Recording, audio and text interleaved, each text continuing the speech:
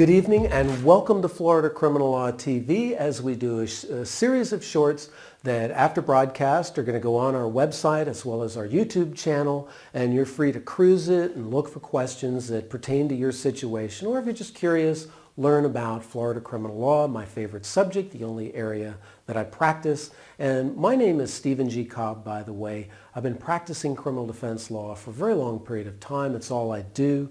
And for today's filming, this is going to be our last question. But don't worry, we're going to have a whole series of viewer and user questions because I've been overwhelmed by the response we've gotten since we started putting Florida Criminal Law TV online. And so thank you very much. I'm thrilled that so many people are interested and looking for information, are curious, and most of all, I think the reason people are asking these questions is they don't want to make their case worse, which I'm all in favor of, because so often in life, when people are in the minefield of Florida criminal law, instead of hiring an expert and having a team help them carefully go through the minefield without stepping on a mine and blowing their lives up, people are asking questions, and that's good. So today's final question is going to be, how often do I have to go to court? And the answer is, I have no clue. I don't know anything about your case. I don't know if it's federal or state. I don't know if it's a misdemeanor or a felony. I don't know if you're going to have motion to suppress hearings where you will have to go to court. And I don't know if it's one of those cases where we can get several continuances by written paperwork without you appearing. So basically what we try to do with the law firm is the team is very mindful that, if you're out on bail and you've got a criminal case, whether it's what's considered a minor crime, frankly, from my perspective, if you can go to jail for 60 days, there's nothing minor about that. But they're actually called by the legislature with a straight face minor crimes.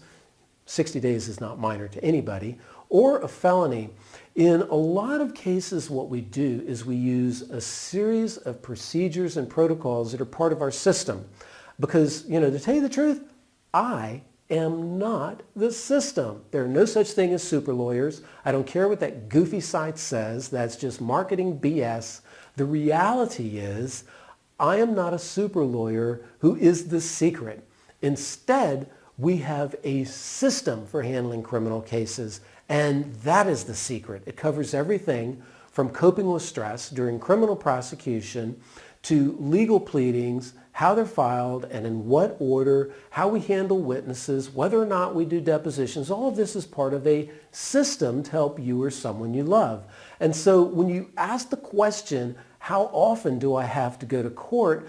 The short answer is, I don't know. The more in-depth answer is, we're going to do everything possible to keep you out of court unless there's a really good reason for you to be there. There's entirely too much pointless court in Florida. Now, it's not very popular when a board-certified expert is walking around calling court appearances pointless. As you can imagine, the judges don't like that very much. But in reality, the judge, the prosecutor, the public defender, they're going to be there every court date anyway. That's just how it is. They have to be there because, the judge has to be there because court is scheduled, and the prosecutor has to be there because they've got buckets of files. They have more files than they should. And then on the other side of the courtroom is the public defender's office. They have to be there, and they've got even more buckets and even more files. When I was a PD, one of the reasons I left was I felt like I had cases coming out of my ears. And as a result, the participants in the legal system, the prosecutor and judge, are thinking to themselves, we can handle that when we go to court. And from a private lawyer perspective, someone you've hired, we end up sitting around for an hour or two waiting our turn.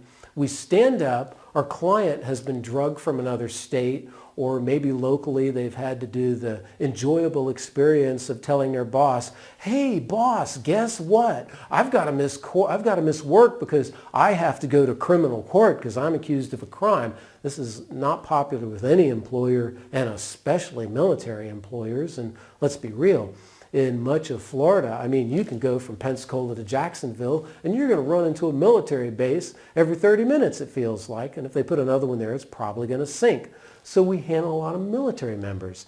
And the real answer to that question, although it is I don't know, is that we're going to use every possible way to keep you out of pointless court appearances where you sit around for hours waiting for your lawyer to speak for maybe 5 to 10 seconds, get another set of court dates, walk out the door, and you're sitting there going, I had to take off work and this is the third time. I'll get fired if it happens again. We don't do that.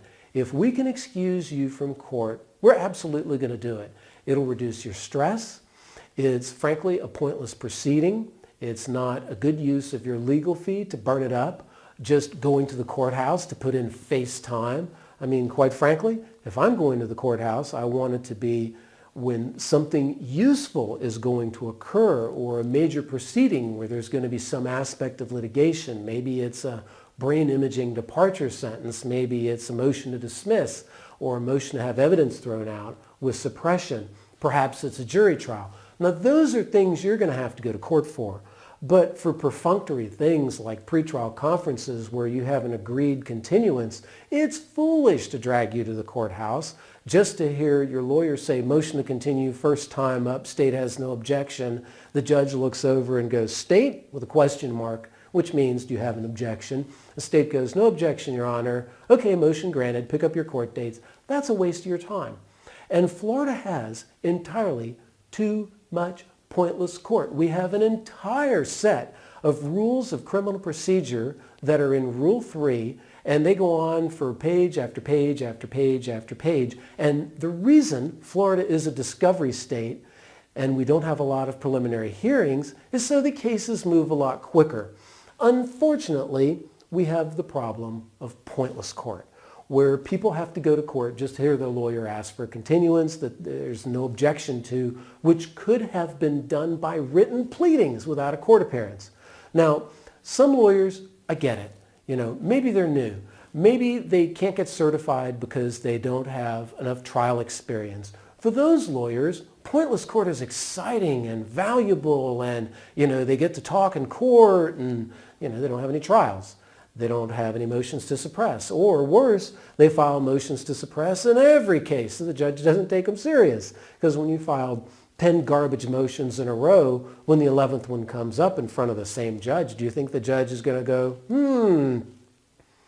yeah, I'm going to take this one serious? No, the judge is going to see that lawyer's name on pleadings and go, oh my God, not again.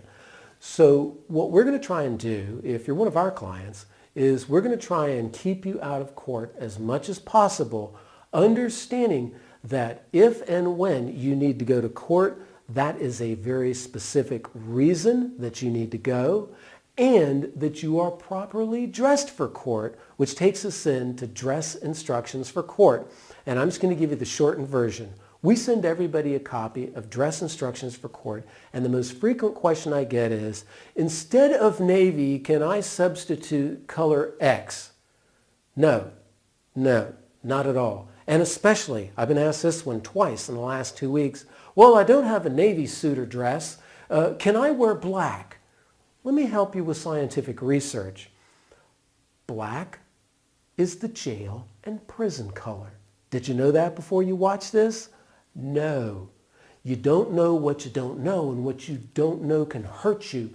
Ignorance in criminal law is not bliss. Ignorance is a disaster waiting to happen.